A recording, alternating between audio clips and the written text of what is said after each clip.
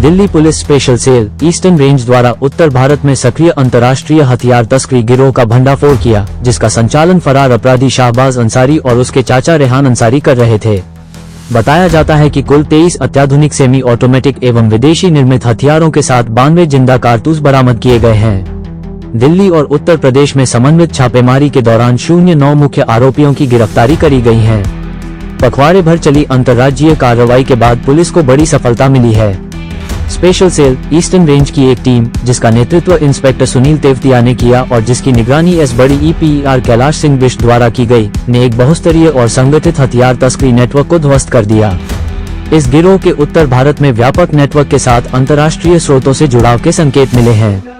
लगातार प्राप्त खुफिया सूचनाओं और तकनीकी निगरानी के आधार पर टीम ने दिल्ली और उत्तर प्रदेश में कई समन्वित छापेमारी की, जिसके परिणामस्वरूप 9 प्रमुख आरोपियों की गिरफ्तारी हुई तथा भारी मात्रा में अवैध हथियार, जिनमें विदेशी पिस्तौलें शामिल हैं, बरामद की गयी।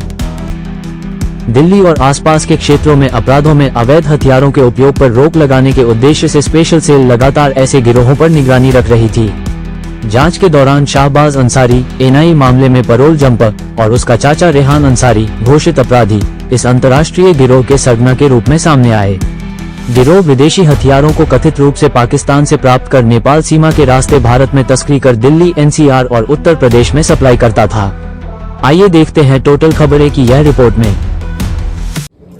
स्पेशल सेल ने एक इंटरनेशनल आर्म्स रैकेट बस्ट किया है और उसमें 23 वेपन्स और 92 कैटल्स रिकवर हुए हैं। DCP नारा कन्या और ACP कैलाश बिष्ट की टीम थी, जिसको लीड इंस्पेक्टर सुनील कर रहे थे। ईस्टर्न रेंज स्पेशल सेल की टीम। ये पूरा नेटवर्क कुछ इस तरह से है कि इसके जो मेन परपेट्रेटर्स हैं इंडिया से बाहर बैठे हुए हैं। इसमें जो मेन कैरेक्टर सूचना के सामने आता है वो है शहबाज अंसारी। शहबाज अंसारी खुर्जा का रहने वाला है। जो हमारे इंटेलिजेंस सोर्सेज हैं उससे पता चलता है कि हाल में इसकी पोजीशन जो है वो बांग्लादेश है और इसके साथ इसके पीछे जो है वो इसका चाचा है रेहान अंसारी जो है वो इसके चाचा हैं और वो अभी दुबई में बैठे हुए हैं। इसका चाचा जो है वो 2016 के स्पेशल सेल के केस में रियो में।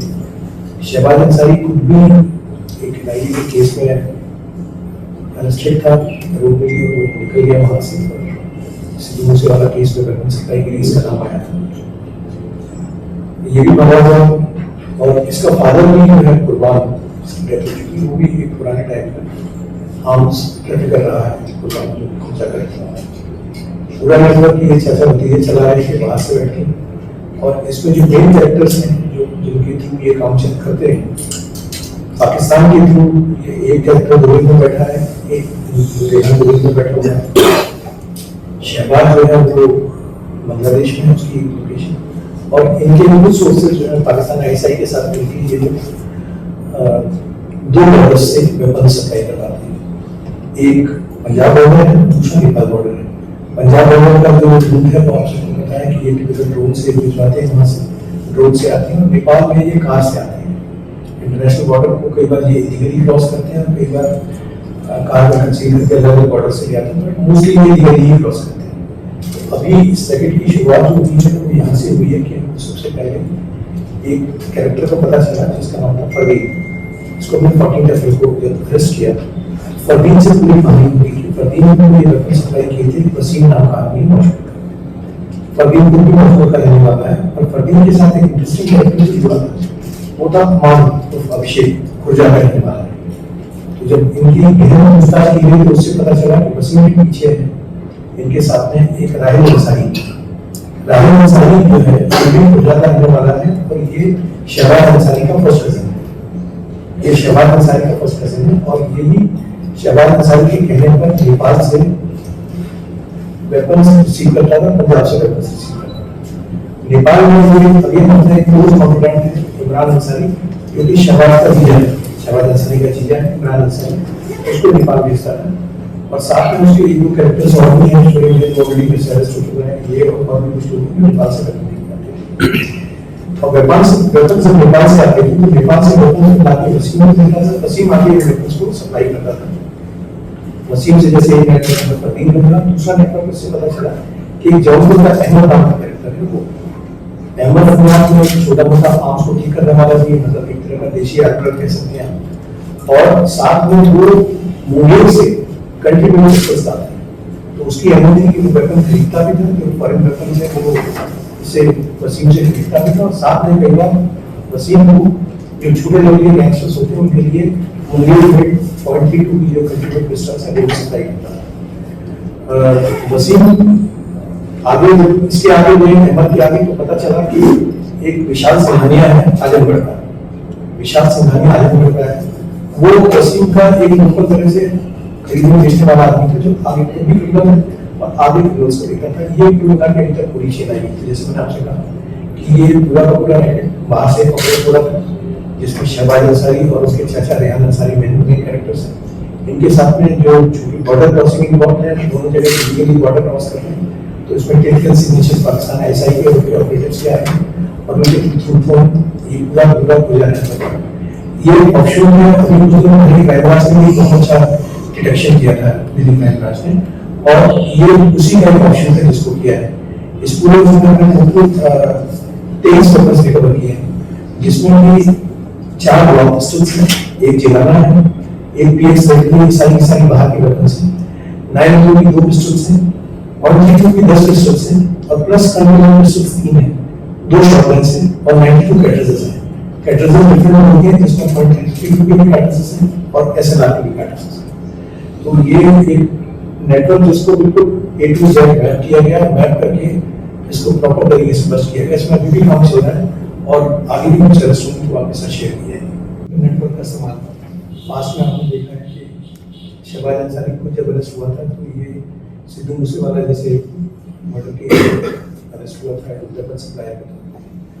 और ये जो अंसारी फैमिली है खुर्जा की, अगर आपने मेरी बात सुनी होगी तो उसमें सारे अंसारी आते हैं, खुर्जा के अंसारी जो इसके रिश्तेदार हैं, जो रिश्तेदार हैं शहबाज अंसारी के, ये उन्हीं लोगों को ड्राइव करता था, खुर्जा के लोगों को, क्योंकि इसके कॉन्फिडेंट होते थे और इनका इस्तेमाल करके ये जो की काम है वो उनसे कराता था। आगे वेपन्स को बेचने का काम, जैसे एक नेटवर्क मैंने बताया कि विशाल सिंघानिया है आजमगढ़ का, एक आपको मैंने बताया कि फरदीन है भोजपुर का, और अगेन इन लोगों को भी ये अपने बड़े क्लोज सोर्सेज के थ्रू, जबकि इनको पता है कि लॉ एनफोर्समेंट एजेंसीज इनके पीछे पड़ी रहती है, तो कहीं ना कहीं इसका जो पर्सनल कनेक्ट होता है, जैसे फरदीन के साथ अमन है, ये भी खुर्जा का रहने वाला है, अमन को अभिषेक खुर्जा का, या जो जौनपुर का अहमद है, तो जौनपुर का अहमद उसका पुराना ट्राइड एंड टेस्टेड कैरेक्टर था जिससे वेपन एक्सचेंज करता था, उनके थ्रू याद वेपन्स लेते थे। तो ये कहीं भी इस्तेमाल हो सकते हैं, उसके बारे में तो कोई कमेंट करना ठीक नहीं होगा, पर डेफिनेटली क्रिमिनल्स जो जिनको मिले हैं वो हमारे रडार पे हैं, उनका वीडियोस हैं। सर रेहान को क्या सेल ने गिरफ्तार किया था पहले या कोई? रेहान 2016 में क्लियर हो गया था किसी हथियार के केस में। कुर्बान रेहान ये 2016 के केसेस में अरेस्टेड थे हमारे यहाँ, और ये पहली बार सेल ने हुक्म किया था, तो सेल और क्राइम नेचुरली इन सब लोगों को काफी टाइम से वॉच करती है। Sir, this is Harsh Trivedi from Republic TV. Since you have established a connection with ISI and a terror angle has been formed, more details on what charges will be pressed, UAPA, national security. I mean, it's a matter of investigation. If we find there are 2 aspects of it. First is cross-border trafficking. Cross-border trafficking per se itself is a very serious offense, and that shows involvement of some kind of state actors, right? Somebody sending weapons through drones cannot be the patronage of a role in intelligence. So that's one. Regarding pressing of charges, if and as and when anything comes on record which suggests any involvement in terror activities of these weapons, we do this, but that is not the case as well. गिरफ्तारी एवं बरामदगी का क्रम 14 अप्रैल उस्मानपुर दिल्ली में छापेमारी कर फरदीन 22 वर्ष को गिरफ्तार किया गया। उसके कब्जे से एक सेमी ऑटोमेटिक पिस्तौल और 09 कारतूस बरामद हुए।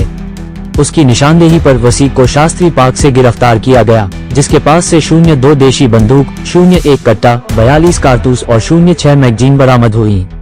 16 अप्रैल रोहिणी जेल से वसीम मलिक 38 वर्ष को गिरफ्तार किया गया। उसने खुलासा किया कि विदेशी हथियारों की आपूर्ति राहिल और इमरान के माध्यम से होती थी तथा देशी हथियार मुंगेर, बिहार से लाए जाते थे। 17 अप्रैल अमन उर्फ अभिषेक 38 वर्ष को खुर्जा, यूपी से गिरफ्तार किया गया। उसके पास से 02 पिस्तौल, 02 कट्टे और 02 कारतूस बरामद हुए। 19 अप्रैल आदिल को लोनी देहात से गिरफ्तार किया गया। उसके मोबाइल से हथियार सौदों से संबंधित चैट मिली। 20 अप्रैल मो अहमद 35 वर्ष की गिरफ्तारी से बड़ी सफलता मिली। उसके पास से 12 पिस्तौल विदेशी सहित 39 कारतूस और हथियार मरम्मत उपकरण बरामद हुए। 23 अप्रैल राहिल और इमरान को गिरफ्तार किया गया। जांच में शाहबाज मुख्य संचालक और रेहान लॉजिस्टिक्स व फाइनेंस संभालने वाला पाया गया। गिरोह एनक्रिप्टेड मैसेजिंग ऐप का उपयोग करता था। 24 अप्रैल विशाल 32 वर्ष को आजमगढ़ से गिरफ्तार किया गया। उसके पास से 03 पिस्तौल बरामद हुई। आरोपियों की मोडस ऑपरेंडी गिरोह एक संगठित संरचना के तहत काम करता था, जिसमें एनक्रिप्टेड संचार, सीमा पार तस्करी और अलग अलग स्तरों पर वितरण शामिल था। विदेशी हथियारों को भारत लाकर दिल्ली, एनसीआर और यूपी में अपराधियों को सप्लाई किया जाता था। टोटल खबरें की यह रिपोर्ट।